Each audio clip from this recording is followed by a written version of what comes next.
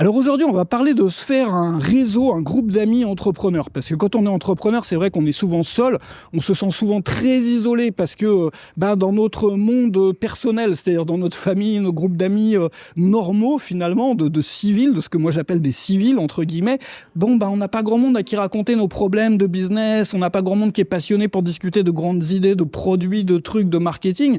Et on se retrouve souvent à ruminer ces pensées-là tout seul dans sa tête, avec pas grand monde avec qui échanger. Et pourtant, on a besoin de ça. On a besoin d'échanger avec des gens qui pensent comme nous, qui sont dans la même vibe, qui sont dans le même truc, parce que c'est comme ça que des idées nouvelles fusent. C'est comme ça aussi qu'on peut confronter nos idées avec des collègues, des amis, des potes, etc. pour faire jaillir quelque chose d'encore mieux, quoi, d'encore meilleur. Et puis voilà, c'est comme ça que la créativité fonctionne. Le gros problème, c'est que c'est extrêmement difficile. Les entrepreneurs sont très isolés. Moi, je le vois à chaque fois que j'ai organisé des événements, des week-ends en immersion, des choses comme ça. Les gens discutent parfois jusqu'à 4 heures du matin. Ils parlent. Les gens, les locaux, les gens qui s'occupent de l'endroit où on dort, parce que j'ai fait ça parfois dans des maisons à la campagne, dans des chalets, dans des trucs comme ça. Les gens, ils hallucinent. Ils n'ont jamais vu des gens qui parlaient autant, tu vois, les gens qui nous accueillent. Pourquoi ? Parce que les entrepreneurs sont tellement isolés que dès qu'ils trouvent un autre entrepreneur du web, en général, ils partent dans des grandes discussions et tout. Enfin, c'est un besoin qu'on a et qui malheureusement est difficile à satisfaire parce que on est dans des contextes dans lesquels on est très isolé. Alors je vais te donner des solutions, puis surtout il y a quelque chose qu'il faut surtout pas faire quand on est isolé en tant qu'entrepreneur et qu'on cherche des potes business avec qui discuter, avec qui créer une sorte d'émulation. Il y a une grande erreur qui peut complètement te foutre par terre et vraiment que plein de gens qui débutent font malheureusement. Donc on va parler de ça, puis je vais te donner des alternatives, je vais te donner des super moyens de te créer un réseau professionnel comme ça, avec des gens qui peuvent te donner des bonnes idées, avec des gens qui vont te pousser vers le haut en fait.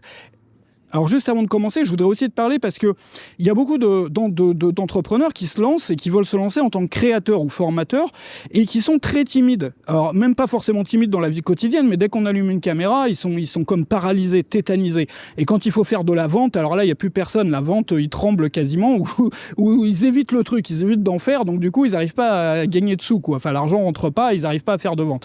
Bon, le problème c'est que la timidité, c'est le plus gros des obstacles quand on est dans ce cas-là. Quand on a une personnalité réservée, plutôt introvertie, moi je suis comme ça, c'est-à-dire je suis extrêmement introverti, je suis fils unique, j'ai été voyageur solitaire pendant des années, j'ai vécu plus ou moins mon ermite, j'adore ma solitude si tu veux, et j'ai vraiment ce tempérament-là, et pourtant j'ai réussi, au début c'était très difficile, mais j'ai réussi avec des moyens mécaniques, c'est-à-dire qui ne demandent pas de travailler sur soi, mais juste en modifiant le contexte, à me débloquer complètement pour faire des vidéos, des formations, de la vente aussi. Aujourd'hui, j'enseigne la vente à des milliers d'entrepreneurs. Je fais des vidéos tous les jours. J'ai créé plus de 400 formations. Donc, si tu veux savoir comment j'ai fait, c'est dans la description. Ça s'appelle le business en ligne pour les gens timides. Et c'est quelque chose qui peut vraiment t'aider à te propulser au palier supérieur, à l'étape d'après. Là où tu seras plus bloqué justement par ta timidité ou ta réticence ou tes résistances à te mettre en avant, à créer du contenu et à vendre. Alors je reviens à mon sujet et ce que je disais, c'est qu'effectivement, il y a beaucoup d'entrepreneurs débutants qui font l'erreur de se mettre dans n'importe quel groupe d'entrepreneurs qui leur passe sous le nez. Tu vois, c'est-à-dire des meet-up, des trucs, des machins. Et le problème, c'est que souvent, ça, c'est des clubs de losers, quoi. Je suis désolé de le dire, c'est pas toujours le cas. Mais le problème, c'est que c'est souvent des groupes dans lesquels tu as des entrepreneurs qui sont en échec depuis 10 ans ou plus, quoi. C'est-à-dire des gens qui n'ont jamais réussi quoi que ce soit, ou des gens qui sont paresseux, ou des gens qui sont en galère, ou des gens... Donc voilà, c'est bien si tu veux les aider, quoi. Mais si tu cherches des gens pour te porter vers le haut, pour te donner des idées, etc. Reste pas dans un club de gens qui réussissent pas, quoi. Ces groupes-là, c'est un peu des trucs de victimes aussi, c'est-à-dire que, tu vois, si t'écoutes les discussions, c'est, en ce moment, il y a personne qui achète, ouais, c'est pas la saison, machin, il y a ça. Tu vois, c'est un peu des discours un peu de victimes comme ça. Enfin, tu vois, c'est beaucoup des gens souvent qui essayent de se rassurer que leur truc marche pas. Donc, comme ça marche pas, ils vont se trouver des potes pour qui ça marche pas non plus, puis ils vont se plaindre ensemble, en fait. Donc, le problème de ça, c'est que oui, ça peut rassurer, mais est-ce que c'est vraiment ça que tu veux, quoi ? Est-ce que c'est vraiment ça qui va te porter, te pousser en avant ? Est-ce que c'est vraiment ça qui va te driver? Est-ce que c'est vraiment ça qui va t'aider à arriver à l'étape d'après? Certainement pas. Tu sais, il y a cette phrase bien connue qui dit que la meilleure façon de trouver un groupe en fait qui puisse te driver, te porter vers le haut, c'est de trouver un groupe dans lequel toi t'es le plus bête, d'être le plus bête dans la pièce en fait. Pourquoi? Parce que voilà, si t'es le plus bête, enfin pas forcément le plus bête, mais si tu es celui qui a le moins réussi dans la pièce, forcément tu vas être inspiré par les autres. Les autres vont pouvoir t'aider, te porter, vont te créer t'aider aussi sur ton mindset, même par le fait d'exister, rien que que par le fait d'être là et que toi, voilà, ta normalité, en fait, ta définition des standards, de ce qui est normal, va progresser. Parce que quand les personnes que tu fréquentes ont réussi ce que toi tu veux réussir, ça te paraît d'un coup normal de réussir. C'est-à-dire que d'un coup, t'es plus en mode, voilà, c'est une exception si jamais un jour j'arrive à réussir. Tu vois, non, ça te paraît normal. Et tu vois que toi, t'as du chemin à faire par rapport aux autres, ça te booste et tout, quoi. Donc il faut arrêter les clubs de losers ou les clubs de victimes ou les groupes qui se rassurent entre eux que leur truc marche pas et qui font ça pendant 10 ans. Enfin, je veux dire, tu peux pas, quoi. Donc vraiment, vaut mieux être tout seul même que dans des groupes comme ça à un moment. La deuxième chose que tu peux faire aussi pour rencontrer des gens, et ça c'est une super idée si tu es créateur, c'est de rencontrer les gens qui te suivent sur les réseaux sociaux. Donc là, c'est pas des entrepreneurs, enfin sauf si tu fais du contenu sur le thème de l'entrepreneuriat, mais ça va être les gens qui regardent tes vidéos YouTube, les gens qui sont tes clients, etc. Donc tes fans. Et tu peux organiser une sorte de tour de France ou de tour du pays dans lequel tu es. Alors ça, c'est pas mal à coupler si tu es digital nomade aussi. Tu peux même, pourquoi pas, proposer aux gens qui veulent t'accueillir de dormir chez eux. Et puis, voilà, tu vas te sentir accueilli parce que souvent, c'est des gens qui, voilà, ça leur fait plaisir de te voir, de pouvoir discuter en vrai et tout, quoi. Et même si tu as une petite audience, c'est un truc qui est facile à faire. Tu vas rencontrer des gens, mais qui sont formidables comme ça. En fait, ce qu'il y a, c'est quand t'es créateur, t'es jamais seul, parce que tu peux aller quasiment dans n'importe quelle ville, poster un truc sur les réseaux sociaux en disant je suis dans telle ville, si vous voulez, on va boire un verre ce soir, on va boire un café, un machin et tout. Moi, je l'ai fait très souvent quand je voyageais. J'ai rencontré des gens géniaux comme ça. Et donc, tu peux organiser une fois par an ou une fois par trimestre, tu te fais un petit voyage, un petit tour de France si t'es en France ou voilà, du pays dans lequel tu es, quoi. Et tu rencontres des gens comme ça, tu vas te faire des super amis comme ça. Et en plus, ça te permet de mieux connaître ta clientèle.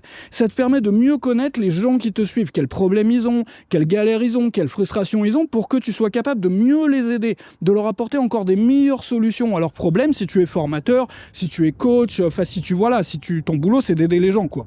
Donc ça donne une super connaissance de ton audience et de ton marché, en plus de pouvoir te vraiment créer des amitiés très fortes, quoi.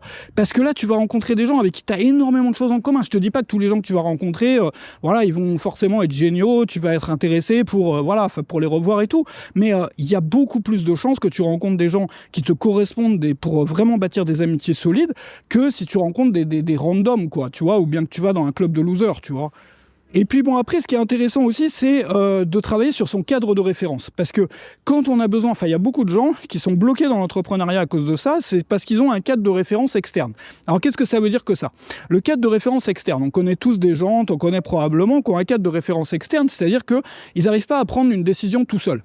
C'est-à-dire quand ils ont un truc à décider, ils ont besoin d'être validés par tous leurs amis, leur famille, Jean-Michel, Jean-Pierre, Céline, machin, enfin toute la grand-mère, le voisin, le boulanger, la charcutière et tout.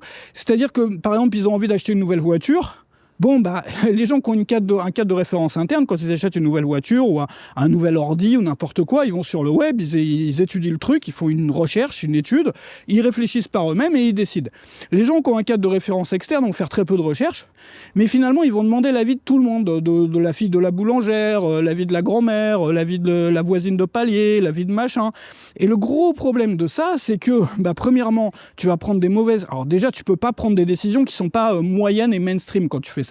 C'est-à-dire que toutes les décisions que tu vas prendre si tu fais ça, ce sont des décisions qui sont pas révolutionnaires, qui sont pas ingénieuses, quoi. C'est les décisions qu'aurait pris la moyenne. C'est-à-dire tu prends l'avis de tout le monde, tu fais la moyenne. Tu vas pas aller loin comme ça dans l'entrepreneuriat. Tu vas pas réussir à secouer les choses. Tu vas pas réussir vraiment, ça sert à rien. Enfin, c'est vraiment très dommageable parce que tu vas toujours prendre les positions les plus sûres, les plus tranquilles, qui tu vois, poussent jamais trop ta zone de confort, qui sont conventionnelles, etc. Tu vois. Et en plus, c'est jamais les meilleures décisions de façon logique et rationnelle. Et quand tu as un cadre de référence externe, tu es toujours dépendant des autres, en fait. Donc, tu peux pas avancer sans avoir des gens qui vont te valider à chaque étape. Donc, ça, c'est pas bon. Cadre de référence interne. Alors après, ça se travaille. On est tous sur c'est un spectre, hein, c'est-à-dire qu'on n'est jamais à 100% externe, 100% interne. Bon, il y a peut-être quelques personnes, mais c'est un curseur, tu vois. L'idée, c'est quand on commence dans l'entrepreneuriat ou quand on est sérieux à propos de l'entrepreneuriat, de travailler à déplacer son curseur quand même beaucoup plus sur l'interne. Et c'est-à-dire faire confiance à ses décisions. Tu vois, alors au début, forcément, quand on n'a pas encore beaucoup d'expérience de l'entrepreneuriat, c'est dur parce qu'on n'a jamais pris trop de décisions encore qui ont eu du succès, qui ont entraîné des succès derrière, mais peu à peu ça va venir et peu à peu tu auras de plus en plus confiance dans ta capacité de jugement, dans ta capacité à prendre des décisions. Tu vas pouvoir affiner tes process de décision, tes process de recherche et de validation d'idées, etc. pour pouvoir te faire confiance à toi. Tu n'es plus dépendant des autres en fait pour prendre tes décisions, pour avancer et tout, quoi. Maintenant, c'est toujours important d'avoir un bon cadre. Moi, je pars toujours du principe qu'il vaut mieux avoir aucun cadre, c'est-à-dire être complètement tout seul, qui est mal accompagné. Voilà, c'est-à-dire, on parlait des clubs et des groupes de losers tout à l'heure ou de victimes. Franchement, il vaut mieux être isolé que ça, quoi. Parce que quand tu es isolé, voilà, tu réfléchis par toi-même au moins. Là, tu es impacté négativement. Donc, il vaut mieux être au zéro que être au minus, si tu veux, au moins 1, moins 2, moins 3. Donc, quand tu es tout seul, tu es à zéro. Quand tu as des gens qui te tirent vers le haut, qui te poussent vers le haut, qui t'inspirent, tu es à 1, 2, 3, 4, tu vois, tu es dans le vert. À zéro, tu es tout seul. Et dans le rouge, tu es avec les victimes, les losers et tout. Là c'est l'horreur. Donc, il vaut toujours mieux être tout seul. Donc, pars de cette base-là. Et voilà, l'idée, c'est de ne pas se mettre dans des groupes pour se mettre dans des groupes, quoi. Et donc, pour ça, on a besoin de faire passer le curseur plus sur le cadre de référence interne. D'ailleurs, ça, c'est un travail qui va beaucoup t'aider, si tu fais ce travail-là sur toi, petit à petit, d'aller plus vers, voilà, je fais de plus en plus confiance à mes propres décisions. C'est quelque chose qui va énormément t'aider à prendre des décisions, à trouver des idées, à implémenter des choses qui vont justement te rendre différent, qui vont casser le statu quo, qui vont bouger les choses, qui vont faire un peu du bruit et tout, ce que tu n'arriveras jamais à faire avec un cadre de référence externe. Donc ce que je te propose, si ta timidité te bloque, c'est de regarder dans la description le business en ligne pour les gens timides. Je t'en parlais tout à l'heure, c'est dommage.